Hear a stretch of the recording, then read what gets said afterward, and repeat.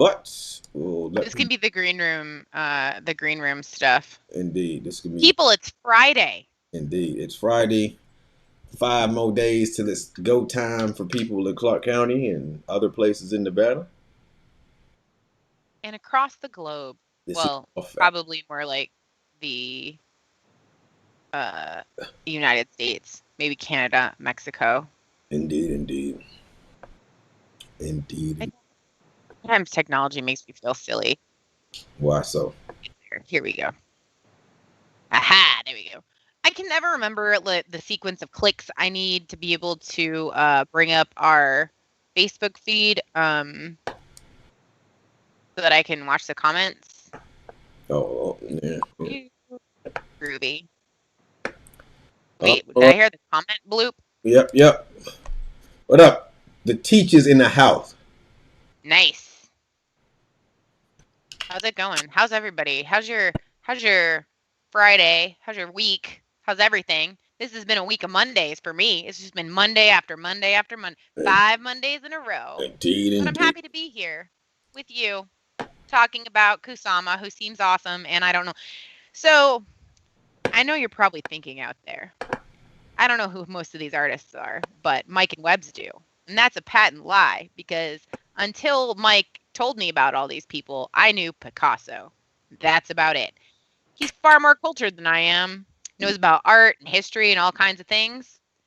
This is especially interesting to me for reasons I'll share later. But if you're out there thinking we know so many things, it's not. It's that Mike knows so many things and he makes me look smart. Mike knows. Mike knows what he doesn't know, and is very interested in interesting people. And so you end up going down rabbit holes, and you're like, "Oh, that's really dope. This person is interesting. Let me learn more about this person." And I think Okay, that's true. again, it's one of those things when if you make something relevant to a kid, the kid will do work that they're not getting graded on because they're just interested in stuff. And we're going to kind of talk imagination today. And Kusama is one of the imaginative people. Her artwork is amazing. She's the queen of polka dots. And we're going to kind of look at Yeah. like a little bit of a trailer from the Whitney Museum about her. And we will see a little bit about why we're going in this direction. And we're going to spend a little bit of time, not a little bit of time, quite a bit of time in Canvas itself, kind of showing you how to make your Canvas course perhaps a little different. Rather, And yeah, we talked yesterday about like going end to end, or actually, well, Wednesday, and then we skipped it, and then we came back to it. So here we are. so we'll kind of look at the like, yo, this is what Canvas could do. You don't have to have a straightforward linear course. You could move your course around and still have a straightforward linear course, if you understand what I'm saying. So, It'll become clear. yes. So, that being the case, Webs, What's today's Ask a Software Developer question? indeed. Oh So, wait, we got to do intros first. My but bad. introduce yourself very, very quickly.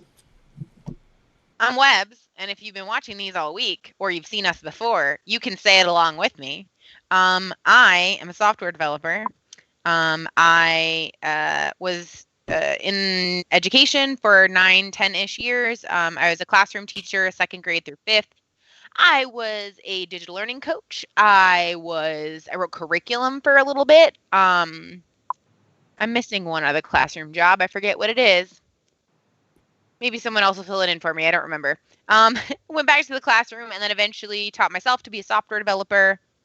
Did that. That's what I do now. So I take tech, bring it into education, take education, bring it into tech. Wha-bam. Indeed. Mike Lang, I keep it real in the streets. So that's what I do. 17 years of education. This will be 18, sweet Jesus. You know, Yeah. anyway, That's like a whole child. That's a whole yeah, child's worth of a career. indeed. That's deep, homie. All right. By the way, it's about to get super Friday in here, so you may need to keep me on track because it's all coming apart. Indeed. It is what it is, man. Like people been working hard and get. So I had my meeting as I do every day at 1 o'clock with our school teachers in terms of, hey, these are strategies we can utilize in order to like de-stress yourself. first and foremost, we got this is not a strategy. I'm going to restate it. We got this is not a strategy. Without actual steps in place, we got this does not solve any problems. Can So we make that one of our t-shirts? that I needs ordered, by the way, I ordered some new t-shirts. I got the perfection is overrated one. Yeah, I order shirts from our own store because I like our designs, but I totally want one that says we got this is not an action plan or yeah, something like yeah. that. We have to do that because again, there's a lot of people yelling this and you're like, "Hey, did you get your lesson plans done? You got your course done?" Well, no. Well, that would be a problem. Now, that being the case, one of the things that we kind of looked at is your course predictability and patterns do not mean boring. And this is one of the reasons why Kusama to me is amazing. Because again, she's the queen of polka dots. Polka dots in and of themselves are kind of polka dotty, right? You see polka dots all over the place. But what she does with things, her imagination, the patterns she uses, and you're like, oh my gosh, that's so amazing. You can make the mundane incredible. You don't have to go and again, no disrespect with the Bitmoji. The Bitmoji classroom in and of itself does not make your classroom better. Like that's great that you put a Bitmoji there. But if you go back to PDF and worksheet after the Bitmoji classroom, problem. We looked yesterday at Schlechte in the five levels of engagement, right?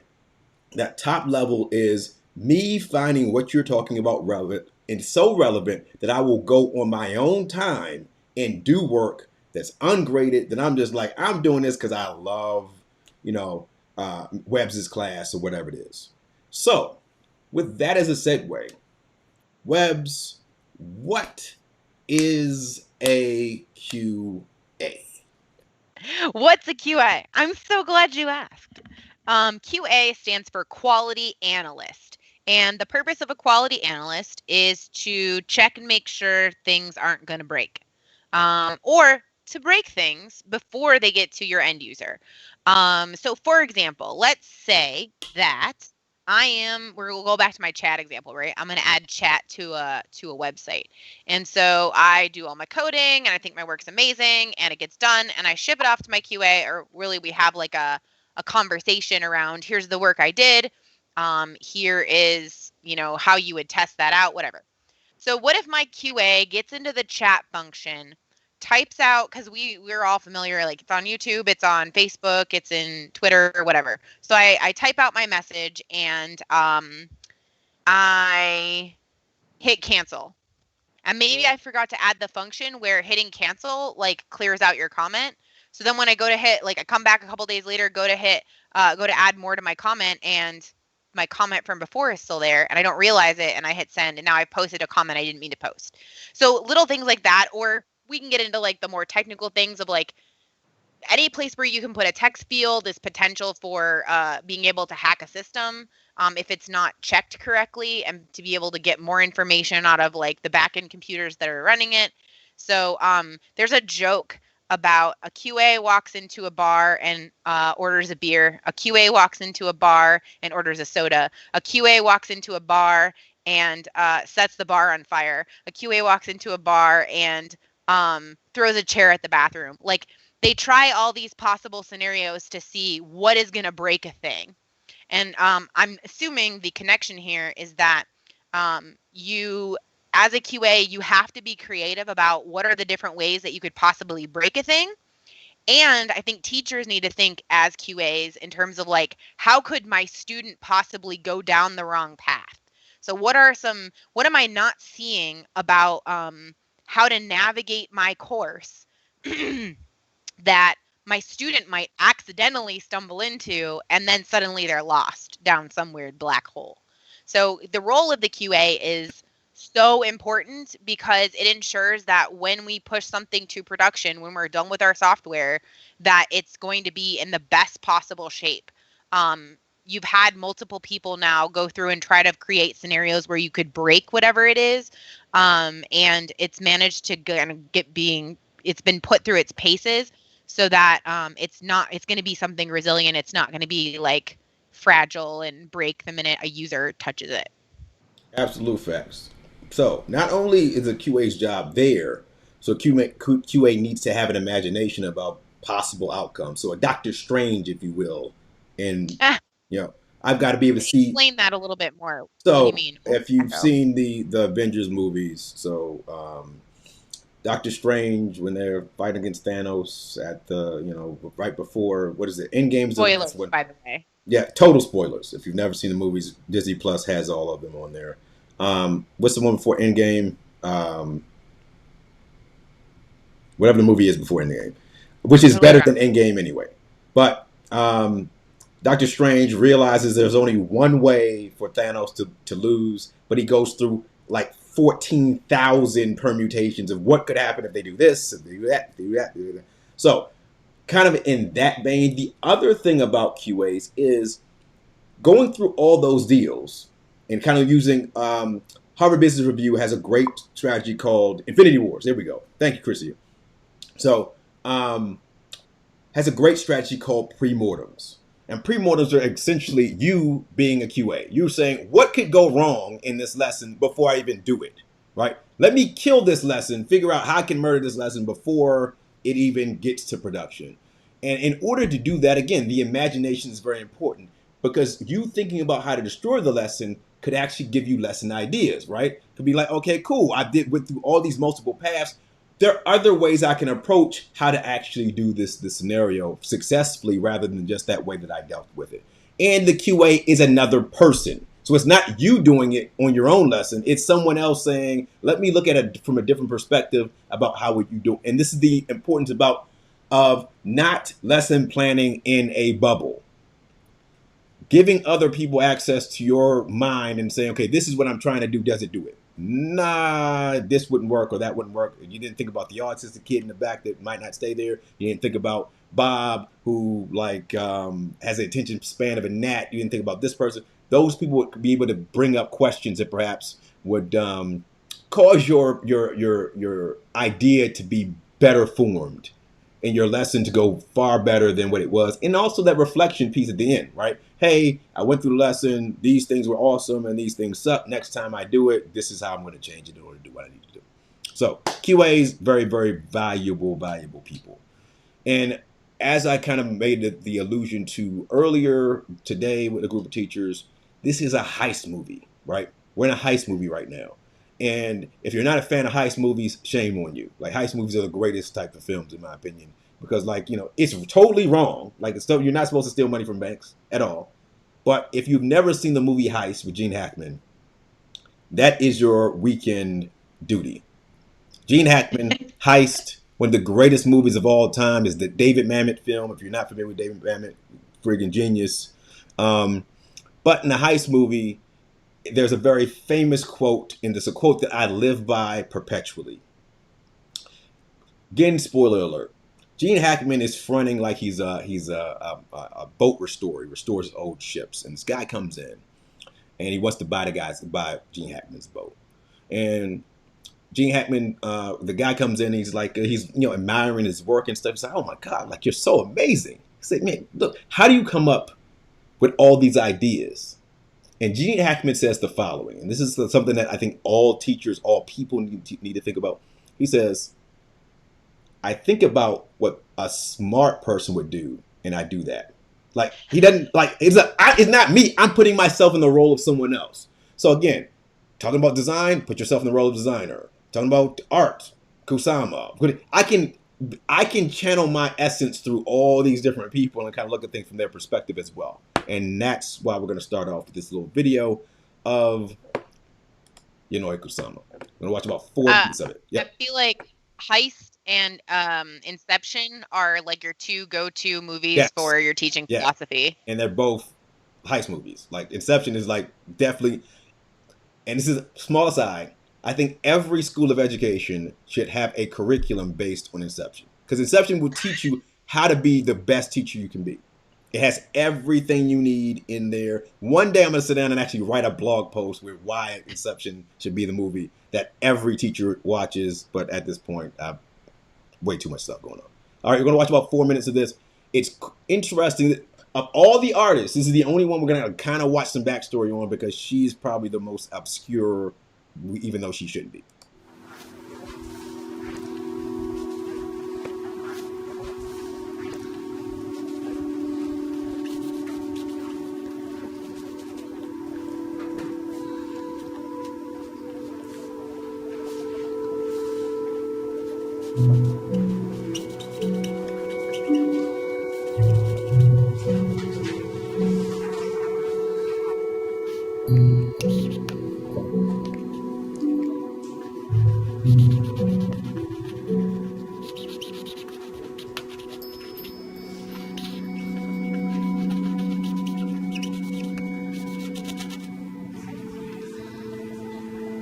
私の希望というのは将来芸術家になることだったの。それで10歳頃から私は絵を山のように描きました。母が絵を描いてはいけない。お前は財閥の人と結婚して将来家庭の主婦になると言って私の絵の具だとかカンバスなどを取り上げてしまいました。Making art was something that she seems to have done in opposition to her family, but she also was innately talented, and you look at the early drawings and they are completely exquisite. The challenges to become an accomplished artist in a Japanese provincial milieu must have driven this notion that at some point she would have to escape.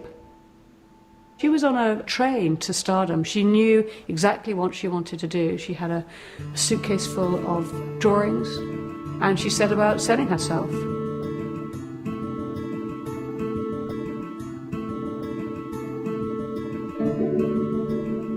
New York に着いた時に初めてエンパイアステートビルに乗って行って、それから広いニューヨークを見て私は感動しました。そして私はいつかこのニューヨークを自分の心の中に芸術的な山のような私の蓄えられた力でもってこのニューヨークをいつか制覇して世界に飛び出ていくということを深く誓い合いました。When she first came to New York, it was a man's world. The art world was aggressively male. It was a cutthroat period, you know. I think it was very difficult to be a woman artist.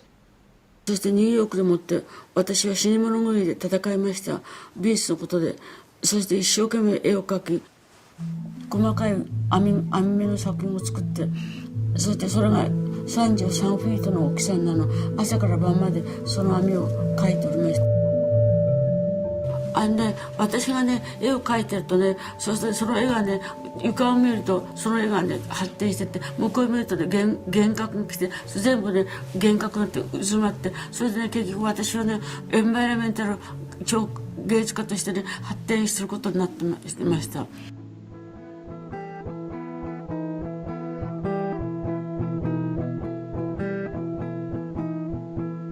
She was taking away your ability to focus, breaking all boundaries of space.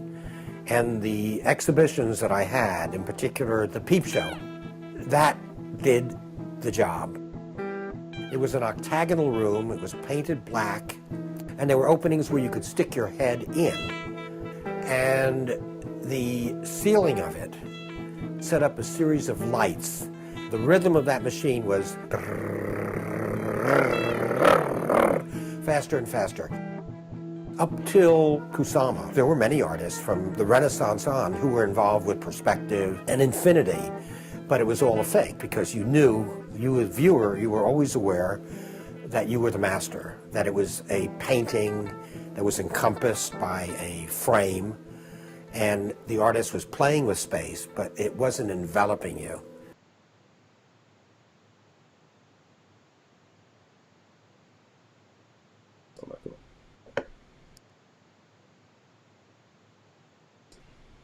Everyone hear me? Can you hear me, Webbs? Yeah. All right, cool. So, love Kusama because the term environmental artist, right? This concept that I'm going to take and I'm going to, when the gentleman at the end is talking about, oh yeah, everyone else, you realize you were a master as the viewer. She turned into, am I having an hallucination here? Am I erect inside of this piece of art? Am I in control of the art, in control of me? And I think that's kind of a scenario in which we want our students to go into the rabbit hole of learning where, you know, hey, who's really controlling this situation here? This fourth wall type situation. And Kusama is amazing. You can watch her. There's a documentary on Amazon Prime that you can watch. It's a great documentary. If you have Amazon Prime, it comes with your subscription. But she is the queen of polka dots. You will learn why she's the queen of polka dots. And again, it's a great watch, especially if you like interesting, weird people like myself. Great watch to deal with. Webs. I think that this brings up a good point that as a teacher, don't limit your inspiration to other teachers, not which is not to say that other teachers aren't inspirational, but look outside of education for inspiration as well. So let your mind wander.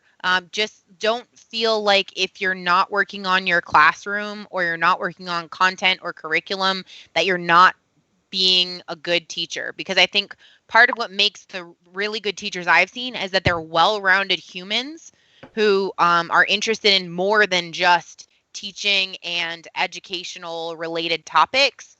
Um, I think part of being a teacher is conveying the importance of the things that make us good people, that make us interesting human beings. And so this would definitely be part of that. Also, You're welcome.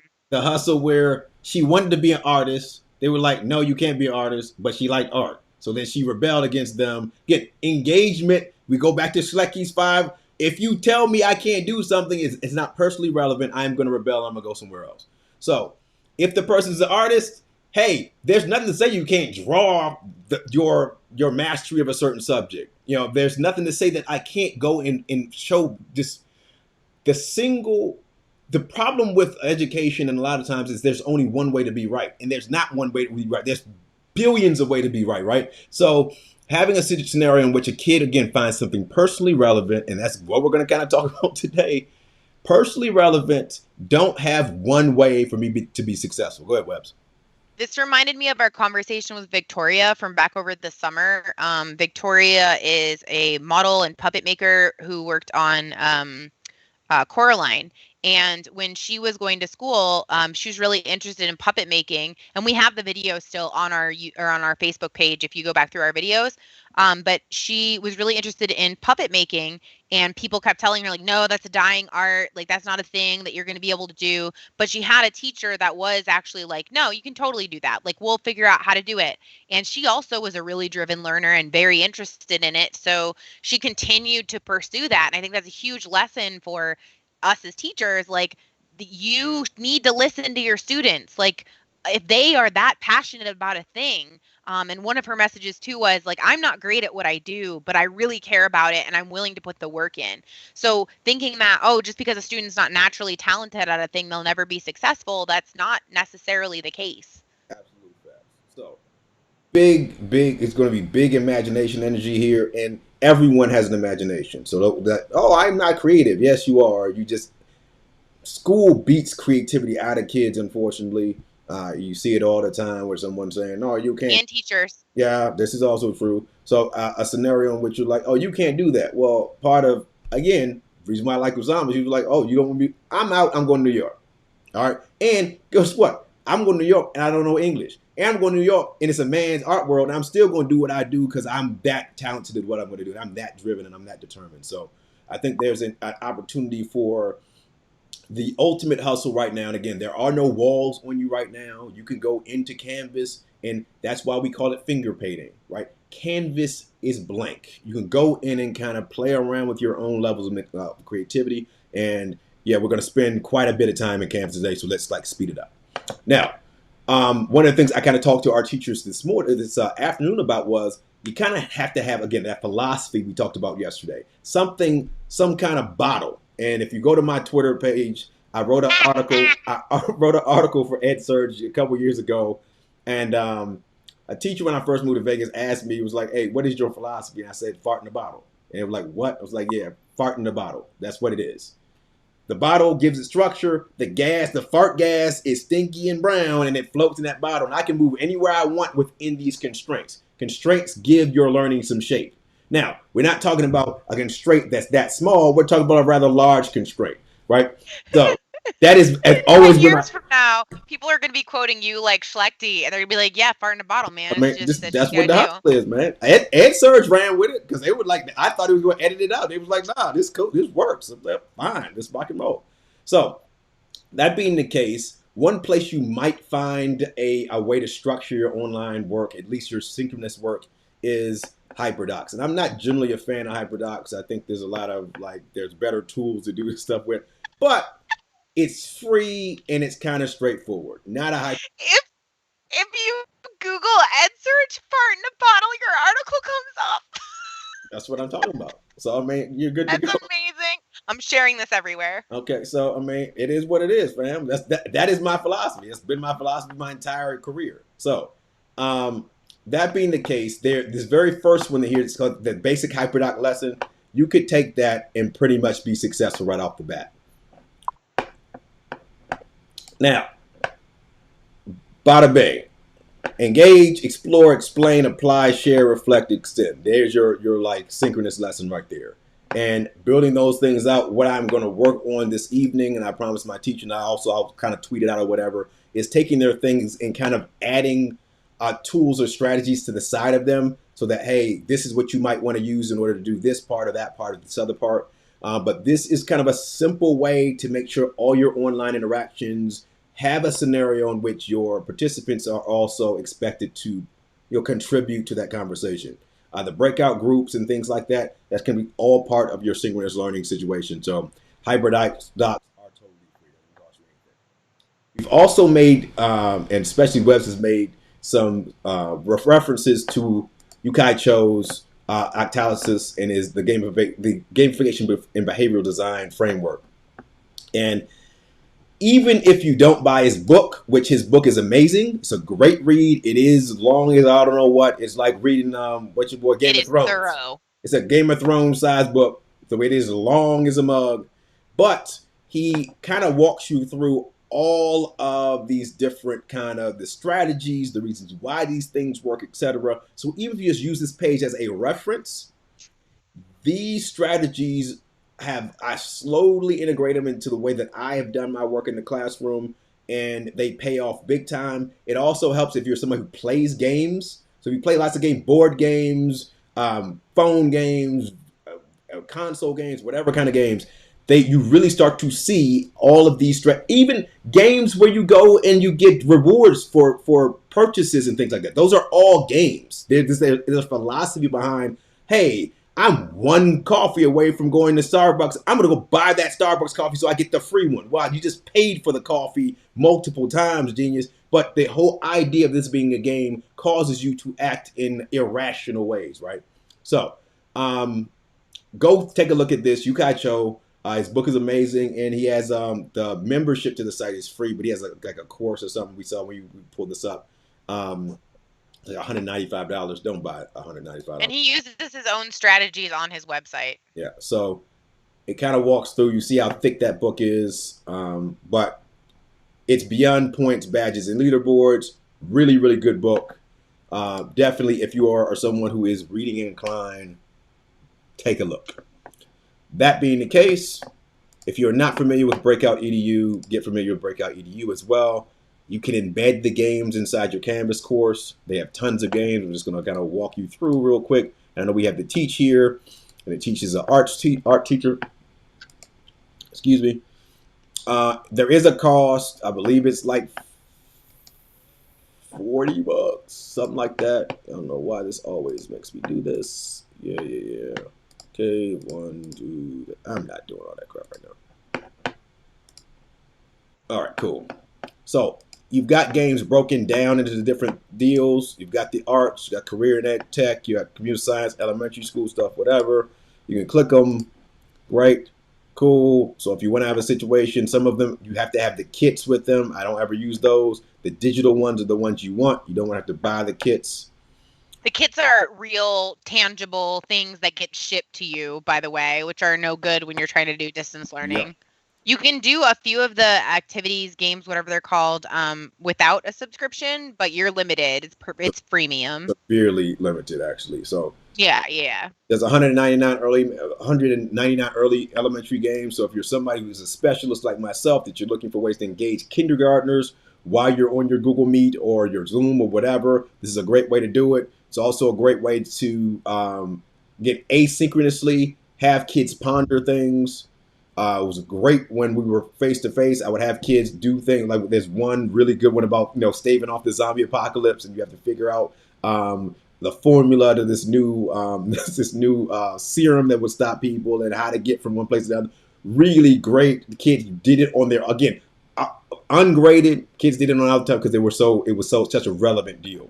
So Breakout EDU is there, and then this is a tool if you're Clark County that we've already visited this tool. It is a totally free hustle. All right, you can get the premium for free, and it's not an intimidating tool where you got 5 million things going on. You're going to see why I kind of said this is an important tool now, because when I show you the little shell of this course, and we start building one today, you're going to see how Adobe Spark, especially the post, where you can build graphics very, very quickly. Mwah! It is amazing because you can kick out graphics very, very quickly without having to be an art teacher. So Badger is something else to start to deal with, and one of the things that we're going to do at during school year is to give kids badges, virtual badges, so they, as you accomplish certain things, you get a badge. This is built into Canvas as well. I'm not going to walk you through the Canvas integration because from what I was told through the controller forum, they haven't reintegrated in there or something like that. But you can send out the badges just with email addresses. You do not need Canvas to do this. So just create an account inside here, and I'm going to actually sign myself in very quickly. I did this my last year of teaching with paper and pencil.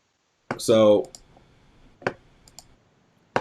that is totally just with Adobe Spark. And all you do is go, just like we built the badges, do the exact same thing. It's the exact same. The logos? Yeah, logos rather. The logos protocol can work for badges as well. You take an icon, put some text around it, and download it, and upload it inside of Badger. Boom, boom, boom, done. Now, when I want to go and give this to somebody, first of all, I can duplicate it. But if I want to give it to somebody, I click on Once Upon a Time and whatever, award the badge. You see, I can send it through email addresses. All I do is copy. If I'm using Google Classroom, copy the Gmail addresses from that People tab, and boom, boom, boom, boom, boom, issue it. If there's a narrative or a reason why you're getting it, you wrote an amazing story, you talk about Flipgrid or whatever it is, boom, boom, boom, and I hit I don't ever do the additional evidence thing. Hit the award a badge button. It will be sent to your email. What we're building is a sheet where the kids will actually put their little virtual badges on to see. At the end of the school year, I was a great storyteller. I was a Flipgrid all-star. I was a podcaster. I was a broadcaster, whatever. You can make up badges. Kids everyone likes stickers. As much as people try to front, everybody likes stickers. I want to put crap on my coffee cup. I want to put stuff on my notebooks, on my customization. Computer. That's one of the things that Yukai Cho talks about is people like to customize things. That's why they like building avatars. That's why they like customizing their outfits in Animal Crossing. People love to customize things, and badges are one way to do that. So take some time, think about what badges you want to reward for each of your units or days or whatever. Build those in Adobe Spark. All you need to do is download those to your desktop and upload them into Badger. And once that integration pops back up, we'll shoot like a little tutorial video on how you have to actually you have to authenticate the handshake between Badger and your Canvas course in order to use those inside of your Canvas course. But we're not going to go into that. Now, piece de resistance, the thing that we've been promising. All right, cool. So this is just something I've been playing around with called Guild Masters. That's what I'm calling it right now. All right, cool. So I'm like, hey, I like to play games. Kids like to play games. Everybody likes to play games. I got that little start button there that's glowing like it's an arcade game. Great. All I did was make a GIF that glows every 15 seconds. It's going to glow 4 times every minute. How did you make the GIF? Like, how did you make the button? In what did you make the button? In what did I make the button? This is why I made the button in Keynote, actually. And Keynote is a dope product. Keynote will do everything. You just need to kind of play around. But if you don't have access to Apple, then you're kind of screwed there. But But if I didn't want a flashing button, I could do just this regular start button and build it in Adobe Spark, Spark right? is your deal. So again, you want the extra sexy? Yeah, there are other programs with extra sexy. Takes a little work, but that's like advanced. Yeah. You can start out with just the quick and dirty That's Spark post that says start, and that's a perfectly acceptable button. the hustle to go here, man. And again, the Spark Post PNG with the transparent background. That's what you want to kind of stick to for any buttons that you need to create or anything like that.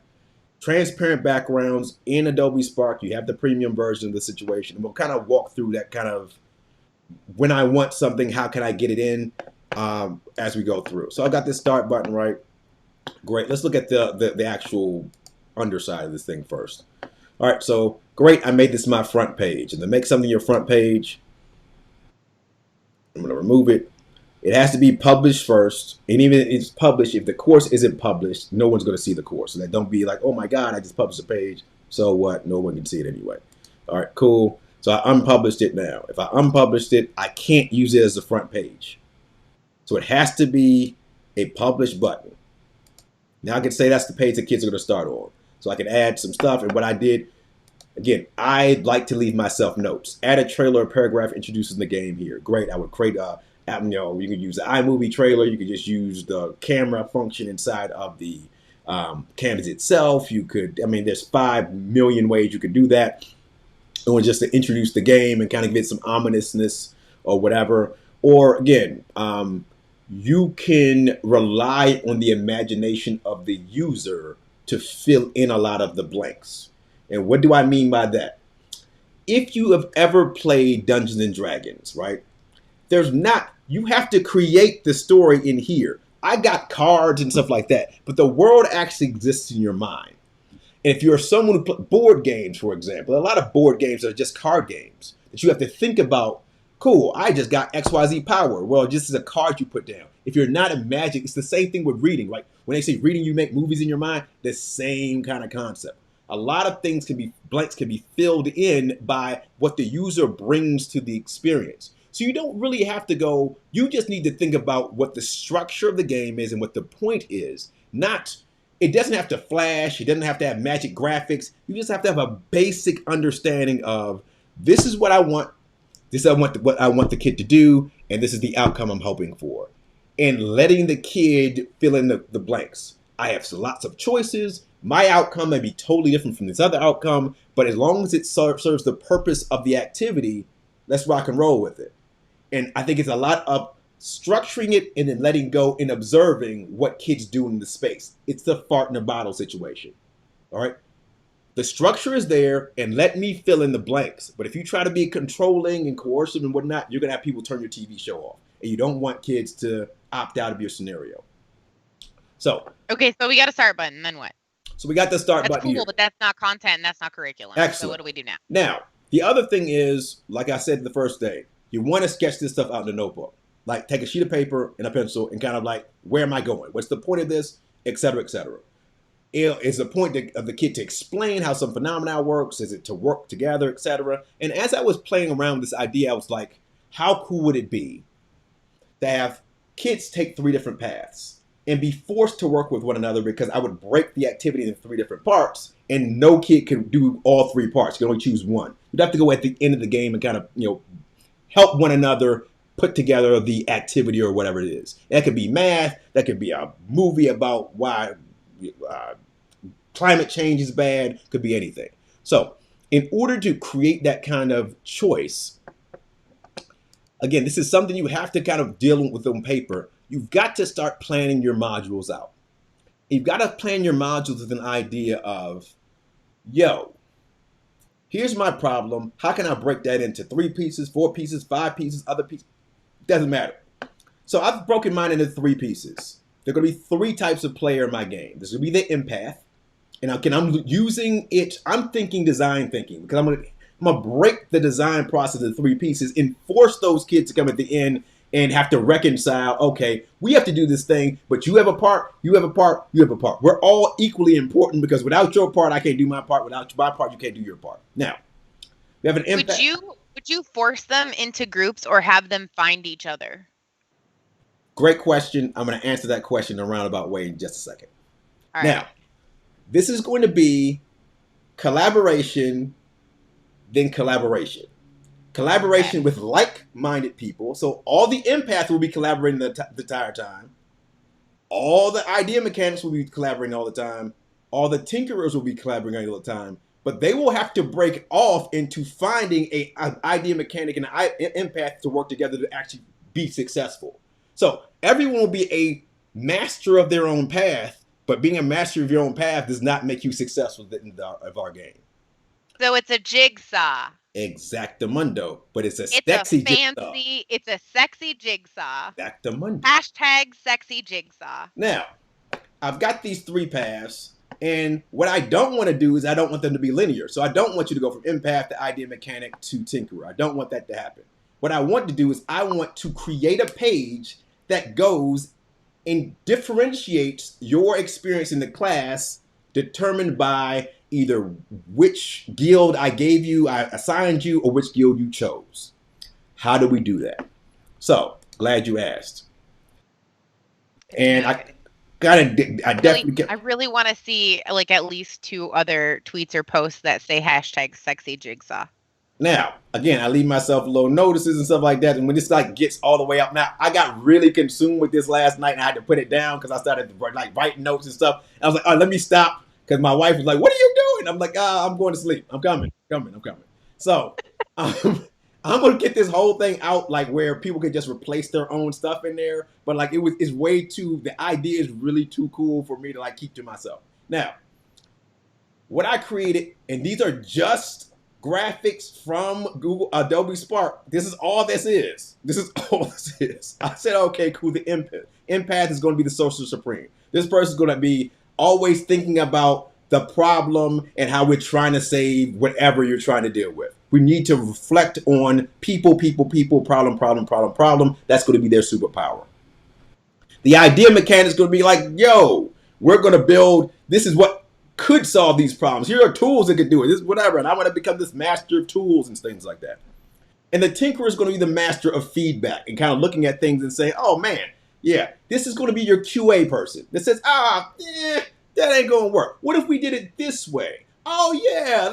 So those 3 different paths are going to get kids really primed to look at a problem from those 3 perspectives. Now, how do I get a kid from one place to the other?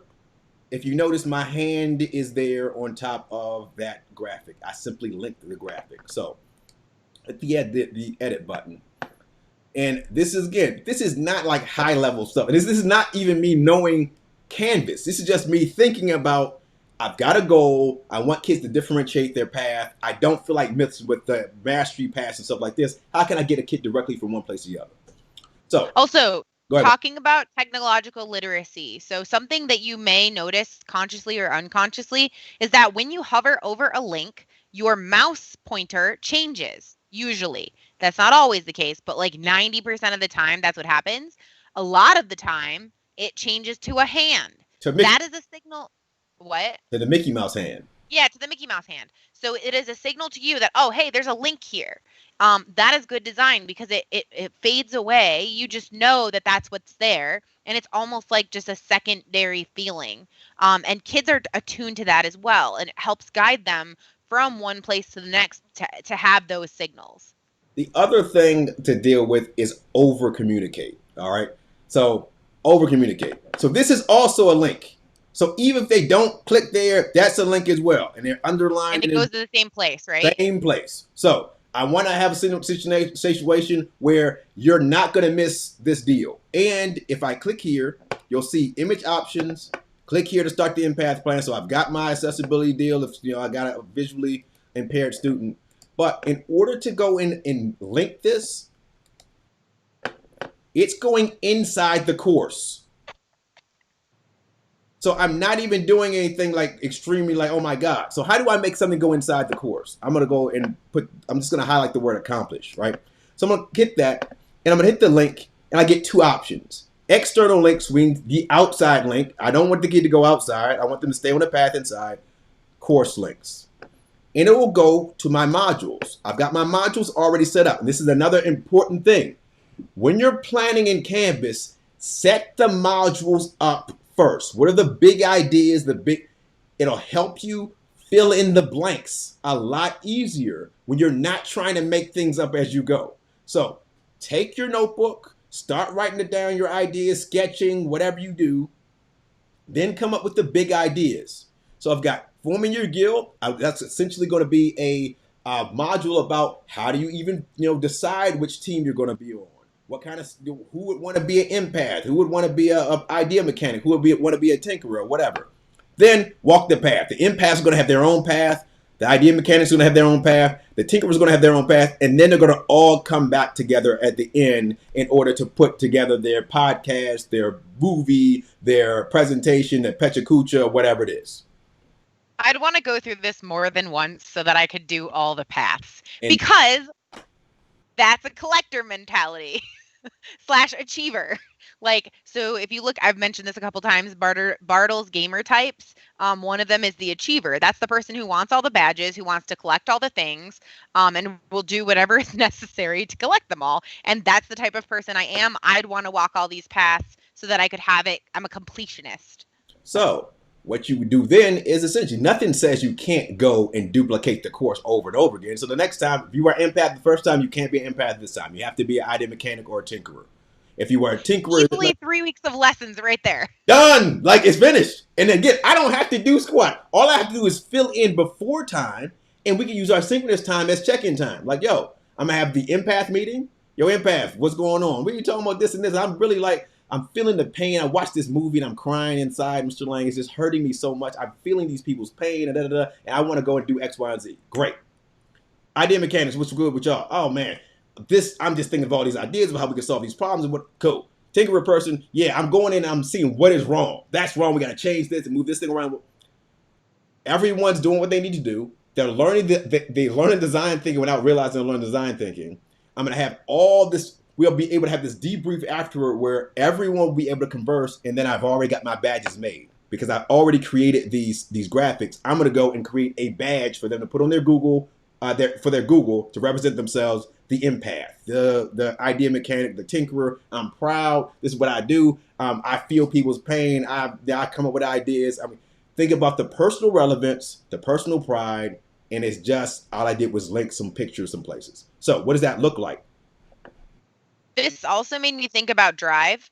So, who's the author of Drive? Help me out. Dan Pink. Dan Pink. So Dan Pink's Drive talks about the 3 things that drive people are mastery. So being able to be the master of something. Here you totally have that in I'm going to be the master of being the empath, idea mechanic, or tinkerer. The contributing to something greater than themselves. So being part of a coalition or working toward a larger goal, which this is totally that thing. Like, you are the specialist in this area. There is no one else who's going to be able to fulfill that role. And then what's the third one? Mastery, autonomy, independence, being able to do it on your own. So you're providing them that scaffolding of meeting with them all and being able to unblock their issues, but also you're giving them the autonomy to be able to go down that path themselves, work at their own pace, explore the areas that they want to explore or not. I totally want to see this in student mode too, by the way, but go ahead. So if I go to also shout out to Casey for tweeting #SexyJigsaw. Casey's now my favorite. Hold on, I just got rid of my deal. So I'm gonna come back here really quickly. I'm gonna click. Go Friday. All right. External links, not external links. That's not what I want. Click course links, and I'm gonna find that module, my empath module, which I named. Click it, and now that's going to go directly to that module. So I've differentiated right now inside of Canvas, so that even though they're all in one course, the kids will not go and see the same paths. So I'm going to click here as well. Cool. So they will go directly to empath, and because that's the next one, that's why it looks like that. But if I go here, that's teacher's bias. If I click the tinkerer one, I go directly to the tinkerer path. And what I'm going to do also inside here is I'm going to go and block certain things. So I'm going to go and I'm going to create inside, I'm essentially create a path that mirrors every other path. I'm just going to say, okay, cool. Again, we talk about patterns and polka dots. We want patterns and polka dots. I don't want to start thinking about, oh my goodness, I'm going to, first thing I'm going to do, I'm going to go to page. And I'm going to start everybody with becoming a whatever page. You could even leave it that way so you don't have to change it. Exactly. So I'm going to duplicate that You page just change the content. and drag. Come on. Do what you want. Do what I want you to do. You losers. That's not what I want you to do. So I got 2 becoming A's to copy. I'm not going to do it that way. So I'm going to do it this way. So I'm going to go to my modules very quickly. I think this is also a really important skill is like when something doesn't work the way you expect it to, either try to find a workaround or ask somebody like, hey, do you have a workaround for this not working the way I expect? Or explore and find alternative ways of doing the thing that you're trying to do. Because sometimes what should happen is I should just be able to drag that down inside here and it should go. It did it that time. There we go. If it doesn't, move to, and that will move it to that as well. So you should be able to just drag them where you want to go. So again, I'm going to go here. I'm going to duplicate that. I'm going to take that and move it under. Come on, do what I want you to do. There we go. Move it underneath there. I'm not going to do that. So here, I'm going to go here, and I'm just going to edit. I'm going to get rid of that copy too. I don't care about that. Edit. Again, I'm not going to create more work for myself. The path, in terms of what's going to be, the pattern is going to be the same for all 3 paths. Absolutely positive the same thing. I'm just going to, the activities will be a little bit different. And it don't have to be, again, it doesn't have to be something really bombastic, incredible. Just be like, cool. You're going to learn, empath, you're going to learn how to set up the podcast and go synth because you're going to be listening to people. We're going to use radio for you. And then idea mechanic, what you're going to do is you're going to learn how to basically use Adobe Spark video in order to put a video together. So we have the sound, we have the video, and then my Tinkerer person, you're going to learn how to publish things to different places. So we're going to give you example projects already so you can publish it. Now, everyone is going to have a different piece, and at the end, putting it all together, we're going to have this coherent video that's going to have sound from GoSynth that you downloaded, the video from Adobe Spark Video, and then this person's going to publish it and take the embed code and put it into a Canvas page or a Google site or whatever. And we all have our little mark on there. Everyone's part is valuable because everyone's not going to know everybody else's part. And I'm going to create a rubric that says it values each one of those parts equally. So if you screw over your empath, you suddenly don't have your sound right. You screw over your Tinkerer, you don't know how to publish it the right way. You screw over your idea mechanic, you don't have a video. So everyone is equally important. And again, I could do like 3 things. I could do page, always have a discussion. That's another thing to always include a discussion inside here. New topic, feeling someone's pain. Also, while you're doing that, I would just want to hit on like how many standards are you hitting with this? Because they have to be able to either read or listen and follow directions. They have to do speaking and listening when they communicate in those small groups and with one another. I know there was a concern, and I'd be interested in your feedback. There was a concern about breakout groups. So like some teachers are concerned or flat out have been told by their admin they can't have students in their own groups without supervision. So how would those groups go about getting together to build their project when they can't be in a Google Meet all their own? Discussions. So we have your discussions right there. So if you wanted to have a situation where someone's typing or whatever, and so if you haven't seen a discussion, I'm going to just click inside here. These are very nifty things to make sure that you include in every module, right? Because they can always be referred to as people start to converse or whatever. It works like, if you remember the old listservs, right? When we were I was back in college with the listservs, and you would have these long threads of just random stuff. It works the same way. So, I mean, we use Slack now. Like most of my communication with my coworkers is over Slack or Teams. So you can come in here. Again, you can use the record media in here for your responses. So there's a scenario in which you can still have meetings based in here, same way. I can also embed a flip grid inside here. So if you wanted a situation where kids were working in a group asynchronously, I can put a flip grid here and have kids just respond in the flip grid. You can do that on a page as well. But there are multitudes. Again, your imagination is the only thing that limits you here. Because we have showed you this week tons of tools and all that kind of stuff. But it's all, you can take very simple practices and do really, really funky stuff with them. And without having, again, to be like uber complicated. It's just links. That's all we're doing here, links. So if I wanted to explain, let's say I'm trying to explain something to my team, my group, right? I'm a student. I'm trying to explain something to my group and I can't quite get it in text because the typing is too much. I'm not used to typing. Maybe I'm a second or third grader.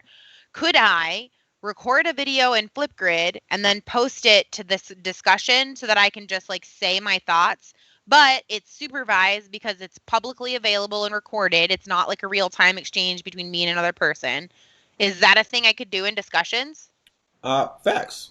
I mean, that Okay. because you have the ability to embed anything that has an embed code, you are literally not limited. And one of the things it takes a teacher who's willing to risk. So the thing is, again, you got to have an element of risk there. You could do breakout and asynchronous groups with Flipgrid like day 2 probably once you show the kids the actual workflow.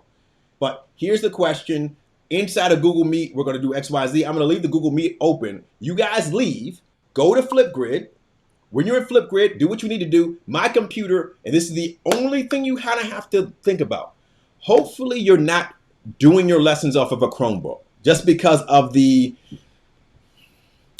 Resource limitations you're going to have, right? That would be the only thing. But in theory, you could use your machine as the primary hub of Google Meet, right? And have kids have a place where you keep the Google Meet link where I can go back and forth. Flipgrid, I can go, here's a discussion question. Here's my empath group. Here's my idea mechanic group. Here's my tinkerer group. You guys are having a discussion. The kids are responding back and forth in video to one another. I can look at every video that's there. I can see what people are doing. And again, if you make it relevant enough, the kids are going to do all the work. They're just going to work their behinds off because I want to go and make this really, really cool thing. The other kind of dope thing is creating a disaster, right? Because one of the things that kids want, what people want is to be part of something bigger than themselves, like Webb's kind of mentioned. And saving people is this thing, right? Why did the Avengers get together? To save the world. Oh my goodness, it's alien invasion. So creating a scenario where, aliens are coming to do X, Y, and Z, and we have to go and think of a way to create a force field around the world in order to stop these people from. We're gonna need the empath group. We genetically engineered empaths, tinkerers, and idea mechanics in order to be the protectors of the universe. How we need you now. Come, great, whatever warriors or whatever the devil it is. Great. Selling the story and creating the magic circle. Bada bing, right? And we create this hero's journey in this lesson really, really quickly. And then at the end, the Avengers by themselves individually cannot stop Thanos. But together, using all their combined skills and resources, they figure out a way to do it. And your RIP, Tony Stark. Go ahead. What does this look like? Spoilers. This is a spoiler-filled episode. I'm sorry. What does it look like from the student's point of view? So if we click inside this deal, and we go to student view. No, I don't have the modules aren't published. That would be one thing to do. Rookie mistake. That would be the deal. First and foremost is if you see right next to modules, there's an I cross up, not visible to students. So if you don't publish the modules, the kid can't do squat. All right. So you have to. So if you hit that I, does it publish them all, or do you have to hit the I to make that section visible and then publish them all? So you have the half moon with the cross, the X through it or whatever through it. You have to actually the no smoking sign. Yeah, the no smoking sign. Yeah, click it, it'll publish it. All right, cool. So that's that first deal. I'm gonna make sure my first page is published. Yes, that front page is published. Excellent. I'm gonna go to home really quickly.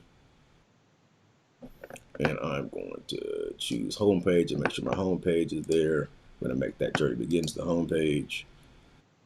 Excellent. That start button is going to be there. Now we go to student view. And we get like the old school gamer situation. going on. So if again, one of the things my pops used to do all the time, give us a bunch of quarters on a Saturday, like get out the house, go to the arcade. So this kind of like, okay, I got the arcade vibe. I'm gonna click that there. Another thing real quick, going back to the software development mentality, we will check our work periodically throughout the development process. So while he's not done with this, he's still going back through and looking at student view, clicking through student view to make sure the flow works and makes sense. Like we do this in software development a lot. You don't do everything and wait till the end and then check your progress. You iterate on it, you do tiny little chunks of flows and you check to make sure every time either it's doing what you would expect it to do. This is a QA mentality.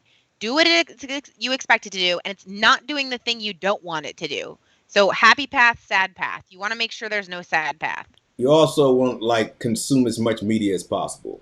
So you need to like the Aesop Rock. If you don't know who Aesop Rock is, go Google Aesop Rock. Just a dope rock.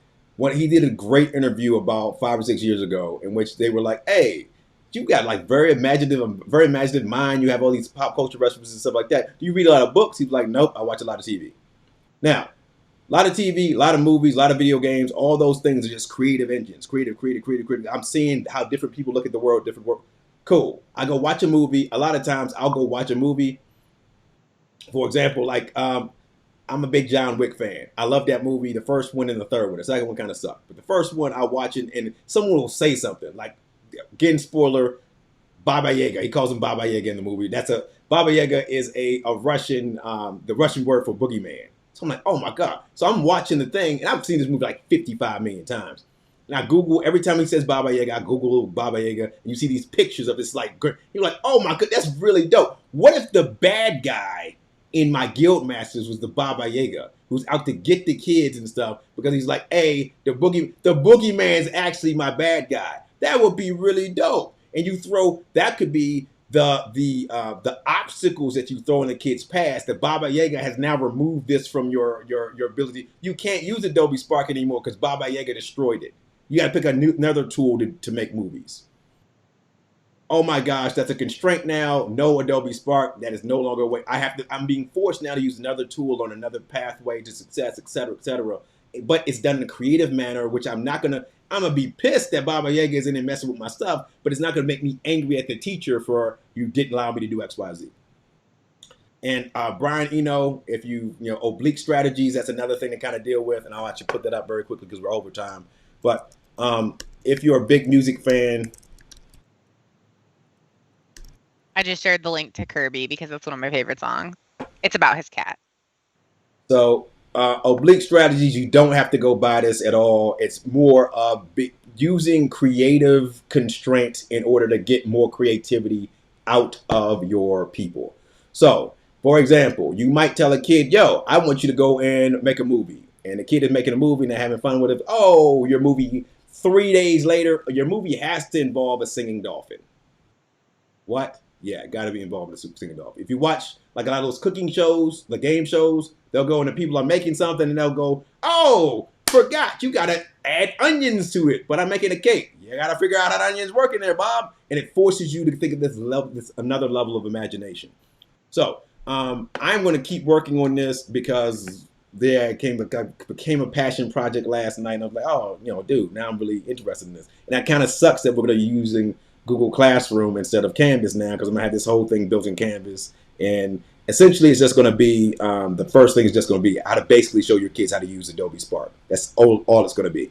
And so if you want to take this, I'm going to share it to the comments. If you want to take it and do stuff with it, God bless you and keep you or whatever. But it'll be Adobe Spark kind of primer in terms of here's Adobe Spark video, here's GoSynth to go make your sound, and here's Adobe Spark Post to add those posts to your deal. And then the kids come at the end and put all the elements together.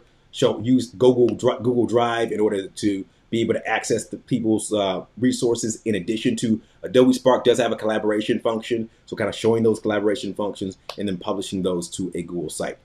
And then we have this work of art. I feel like you could publish that for teachers too, so that they can get familiar with those tools. Perhaps we'll throw it in there. We'll see what people do with it. Questions, comments, concerns. It kind of saddens me that we're finished. And, a little bit. I've enjoyed this little jaunt we've taken through Canvas and a bunch of resources and stuff. So just remember again, it doesn't have to be complicated to be effective at all. Again, those are just pictures off of Adobe Spark that I linked, and you could put anything. The other thing again, you don't even have to be somebody who plays games to do this. Remember, your learner is going to bring him or herself to the experience. They will fill in a lot of the gaps, a lot of the just blind spots or whatever. Done, fam, finished. Like they will go figure stuff out, even if it's worksheets, right? If you set it up so the kid is like, okay, you have to do this math worksheet in order to get to the next part. I got some motivation. You know what I'm saying? I got some motivation to do what I need to do. I'm gonna do this stupid math worksheet because I'm gonna get to the cake at the end. Webb's what is hilarious. Christia said, I can't wait for you to share. I'm ruminating on a Florid Lava theme and getting ideas from you. I'll miss you guys too. And then Casey, my favorite teacher, said, super helpful. So the T Hashtag sexy jigsaw. if you go to and just if you Google oblique strategies, Brian Eno doesn't have that site that I just showed is not actually his official site. This is not actually his official site. It's somebody's trying to rip their stuff off. But essentially, I got you. got it. Yep. If you go,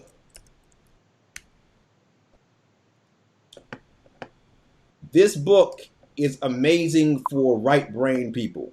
All right. Messy. Oh my gosh, I love that book. It's an amazing book. It's about chaos and disorder. Like I'm a messy person. This is what I am. It's what I do again.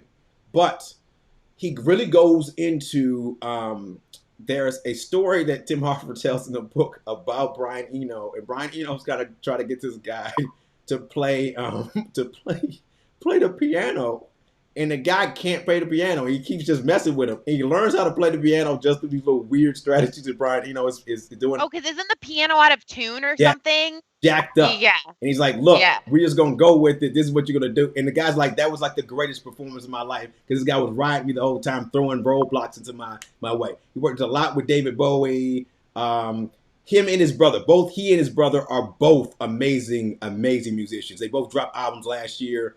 They're all experimental, kind of acoustic albums. They're really cool for kids to have background when you tell me. Yeah, Colors is the last one for Brian. Colors is a really good one for like if you're doing deep work. It's no words, it's all music, and each song is a color. Oh, so it's really cool. Look, fam, look. Everyone can see my screen still. Can you see that? I see. No, all I see. Well, I may not. Yeah, you can see it scroll. Hold on, I'm gonna change your share screen so I can see everything. Cool. Actually, I'm gonna do that. All right, so I'm gonna do. You should be able to see it now, correct? Oh, now the other thing is you can embed Spotify into your course. So if you wanted to have music for kids to listen to, you can do that. That's no huge thing. So if I go to my playlist here, so say I'm gonna do this one. Is that clean? Yeah. So I want the Knight Rider theme. Cool. Great. If you go to the buttons over here, share, copy, embed code, go to your page, edit. Again, that magic thing being what it is. I'm just gonna put it at the bottom here. My Spotify playlist is inside the page. You can go and like literally, there are no limits. Be creative, do dope stuff. And again, you can hit that play button. If my kid wants to go, and let me save it. If the kid wants to go, like it's great for like letting kids listen to your music. And it goes plays the whole thing. All these songs are above board. There's no curse words or any of them. You just start making playlists, putting them out there. Be like, look, this is what I'm listening to today. This is how we get down. This is the theme of today. It's gonna be Michael Jackson or whatever. That Michael Jackson may not be the best choice at this point, but whatever, and you can do what you need to do. So definitely there's tons of options here. Go forth and do dope stuff, man. If nothing else, we're gonna do a mini series a month probably. We just like randomly riff on random interesting stuff. Anything to close with, Webbs? Same as always. We're always looking for feedback. If you have it, we want to improve. We want to give you stuff that's useful to you. If we've shared is useful, also let us know. Lots of great people in the comments on Twitter, on YouTube. Ruth, you're welcome. Ruth says so much. Thanks so much for all the info. So much to think about. Work. If you, is that paid Spotify? The Teach wants to know. Nope, totally free. Free. There you go. I don't pay for. I pay for Apple Music, not Spotify. Apple Music can also embed in there. Apple Music will also embed in there? Yes. Interesting. You can find us on Facebook, on Twitter, on YouTube, on our website, theintelligenthoodlums.com. Please share these if you find them useful. Share them with folks that you know, with groups that you know. Yeah, I think that's all. And we'll catch you on the flip side. Wait, you got to do the thing. Oh, indeed. So we always here, and like I said, we're here to support everybody, and we're also looking for ideas from you and stuff. Like it's not a one-way street. Like we down for collaboration as well. All right, here's the thing. Yeah, man, it is a wrap city. Have a great weekend. Take tomorrow off, man. Take tomorrow off, and like take a one day for yourself. Get some sun. Indeed. Go for a walk. Go play video games, man. Yep. All right. God bless America. God bless Belgium. What's up to my homies in France? Bye, everybody.